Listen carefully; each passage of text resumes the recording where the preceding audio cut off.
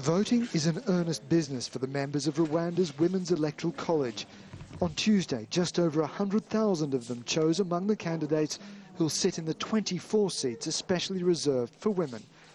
Add that to the women who won elections in their own right, and you get a record-breaking 64% who now dominate Rwanda's parliament. They already held a majority of seats in the last parliament, just over 50%, but this sets a new standard. As the outgoing speaker, Rose Mukandabana was one of the most powerful parliamentarians. She says women haven't dramatically changed the way business is done in the House, but it has drawn attention to where it's needed, on the poor. They need help from women in politics to shift from the status they are in today, so that to improve their economic empowerment, their welfare. One of the arguments for pushing women to the forefront of public life is to avoid the kind of macho confrontations that helped drive Rwanda's genocide. There's a continuing debate about whether that's worked, but this country remains economically and politically stable. Perhaps surprisingly, several academic studies have found that the high number of women in parliament has had no significant impact on Rwandan legislation.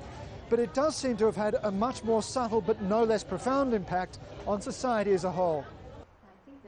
Master's students at the Kigali Institute of Education discuss research techniques for their course on gender issues. The women MPs have helped break traditional taboos, including those against women in education. Our findings. The lecturer, Dr. Sela Musundi, says society is changing fast, but the dominance of women doesn't mean the pendulum has gone too far. The fact that you have such a high representation of women in parliament doesn't necessarily mean that there's too much achieved or overachieved. I don't think so. I think that it's about time, because for a very long time women have not had those opportunities. And so Rwanda's women are celebrating their renewed political voice. Not everyone thinks it's a good idea, of course, but for better or worse, things here are changing. Greste, Al Jazeera, Kigali.